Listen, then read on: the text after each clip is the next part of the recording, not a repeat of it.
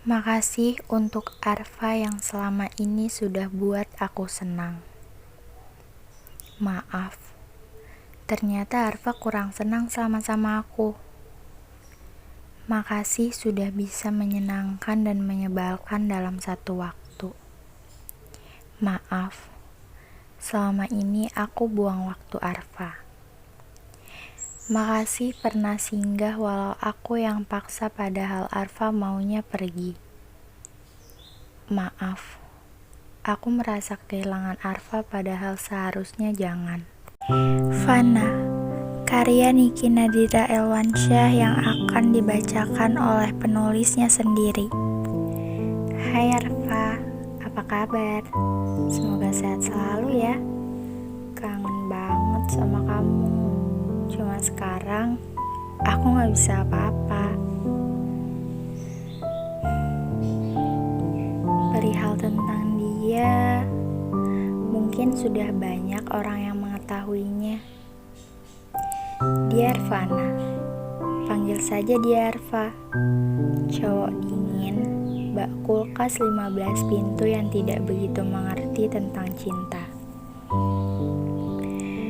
Parasnya menawan, matanya sipit, dan mempunyai tubuh yang tinggi serta atletis. Aku mengagumi setiap sisi akan dirinya. Dari mulai tatapannya yang tajam namun teduh, cara berjalan yang gagah, perilakunya yang baik dan sopan, serta tutur kata yang sangat ia jaga saat berada di hadapanku. Dia pintar bersosial, namun dia bisa juga menjadi seorang penyendiri. Aku menyukai sudut bibirnya. Kalian tahu, dia punya choco chips loh di sudut bibirnya. Iya, benar.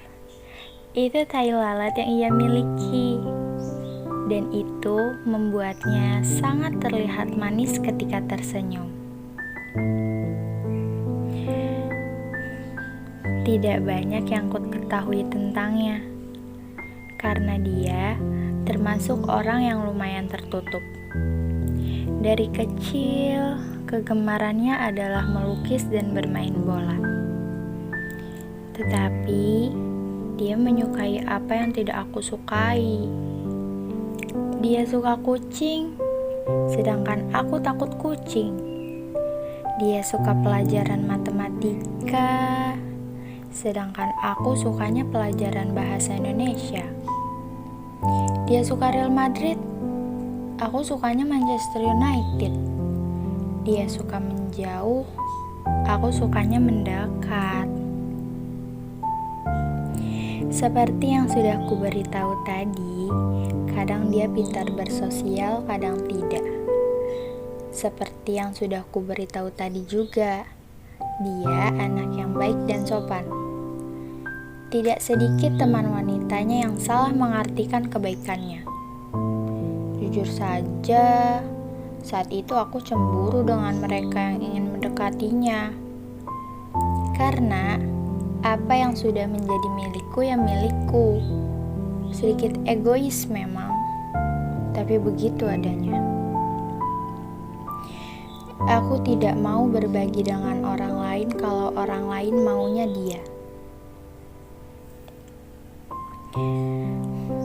Aku gak suka kamu dekat sama dia, kataku jengkel. Dia deketin aku, jawabnya. Pokoknya kamu jauhin dia deh, ujarku padanya. Siap Bu Bos, laksanakan, jawab dia dengan mantap. Semangat tandingnya, ucapku menyemangatinya. Pasti dong, jawabnya. Sebuah percakapan singkat yang dimana ku ucapkan pemberian semangat padanya ketika aku tahu kalau dia ingin tanding bola. Dia romantis. Dia tahu saat dimana keadaan hatiku sedang buruk. Tiba-tiba dia menghampiriku. Ini buat kamu. Dia memberiku sebuah coklat yang dimana katanya coklat bisa membuat keadaan hati sedikit lebih baik. Oh iya, aku hampir lupa. Aku belum mengucapkan terima kasih padanya. Terima kasih banyak, Tompel, ucapku. Ya, benar. Aku memang sering memanggilnya dengan kata-kata itu. Habisnya, dia juga suka menyebut diriku pendek. Padahal kan aku ini tinggi.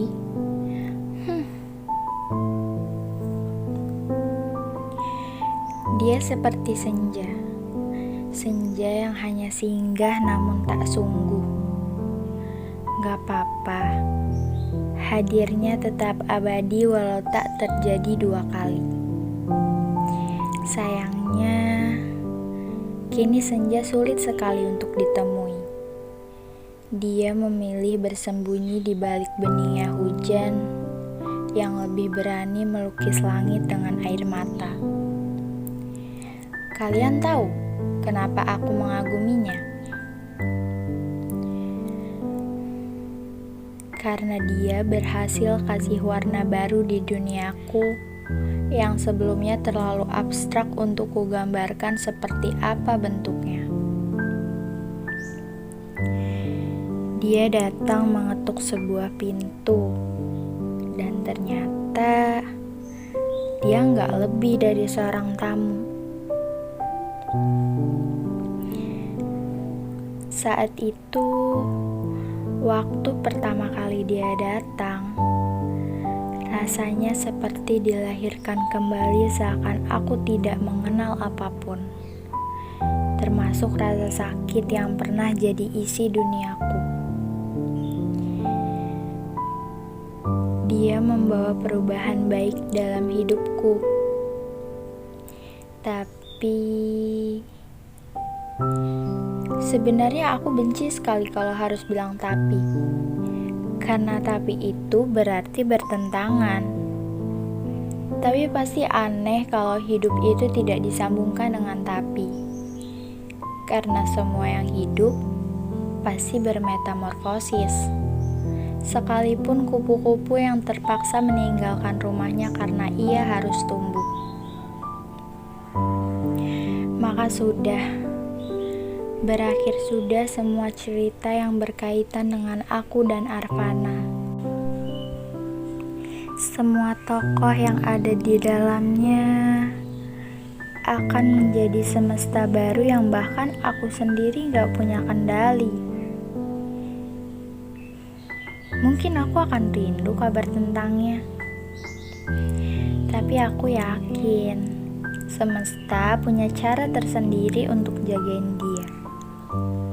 Jadi, pada paragraf ini, aku mengikhlaskannya. Kalau misalnya kita selesai hari ini, kamu bakal bilang aku jahat gak? Tanyaku padanya. Jahat banget, lirihnya. Kamu sibuk sama dunia kamu sendiri. Ya aku tahu kalau dunia kamu emang bukan cuma tentang aku doang. Aku gak minta semua waktu kamu kok. Tapi seenggaknya kasih kabar sedikit ke aku. Emang kamu tuh udah gak butuhin aku lagi kan? Tanyaku sekali lagi kepadanya. Butuh. Aku butuh kamu. Maaf. Karena aku cuma bisa bilang maaf, ujarnya. Yang mau sama kamu kan banyak. Aku sedikit geram dengannya. Kata siapa yang mau sama aku banyak? Sekalinya ada juga beda sama kamu. Banyak yang lebihin kamu tapi sifat kamu gak sama kayak mereka. Aku gak tahu. Yang sama-sama kami tahu adalah kami sama-sama capek. capek karena ternyata beberapa hal gak bisa sama seperti ketika kami berangkat. Ia berjalan perlahan, semakin lama semakin menjauh. Tapi kali ini aku gak akan lagi berusaha. Aku sudah terlalu sering berusaha dan kegagalan ternyata jadi puncak mimpi yang ditemukan. Lihat bagaimana semesta menertawakan kami. Ini bukan lagi tentang apa yang aku mau atau apa yang dia inginkan, tapi tentang apa yang terbaik untuk jadi pilihan. Dan pilihannya adalah gak sama-sama lagi. Tapi gak apa-apa. Gak semua tokoh bisa masuk dalam satu cerita yang sama, bukan? Lagi pula, perpisahan juga bagian dari perjalanan kasih sayang. Dengan atau tidak dengan dirinya, ada atau tidak ada namanya di ceritaku berikutnya, dia akan menjadi tokoh utama yang melegenda dalam cerita ini. Menyeramkan karena cerpen ini sudah sampai di bagian akhir. Terlalu cepat rasanya saat aku sudah berada di titik ini. Jangan khawatir, dia akan tetap jadi tokoh favoritku. Tokoh istimewa yang sebanyak apapun aku menulis cerita yang lain, tetap gak ada yang bisa gantiin dia. Kalimat pertama itu kini menemui kalimat terakhirnya. Bahkan satu-satunya orang yang menyakitiku dalam cerita ini adalah diriku sendiri. Karena menciptakan banyak ekspektasi yang lebih mungkin jadi mustahil daripada kejadian. Ya, kadang kita kira cinta menginap di dalam hati untuk benar-benar pulang. Ternyata dia masih punya tujuan yang lain. Kadang semesta harus jatuhin kita begitu dalam dulu untuk merasakan sakit dan belajar dewasa dari sana. Gak apa-apa, gak semua hati bisa punya pasangannya dalam waktu yang sama. Gak semua pemilik jawaban punya tanggung jawab pada tiap pertanyaan.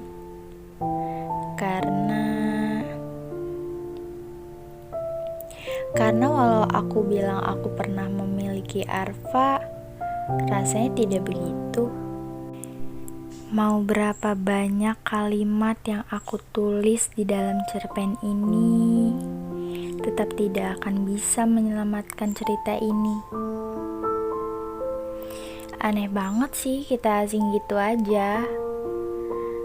Tapi gak apa-apa, karena tulus berarti merelakanmu bahagia kan? Jadi selamat meneruskan perjalanan ya Arfa. Karena aku pun begitu.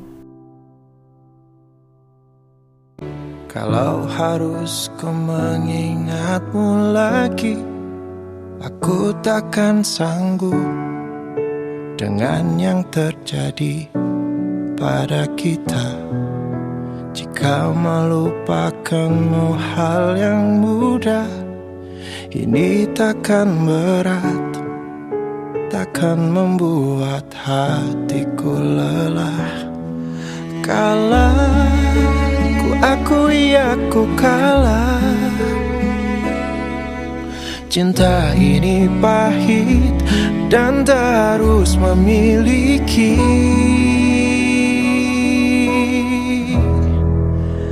Jika aku bisa, ku akan kembali. Ku akan merubah takdir cinta yang ku pilih. Meskipun pun tak mungkin, walaupun ku mau bawa kamu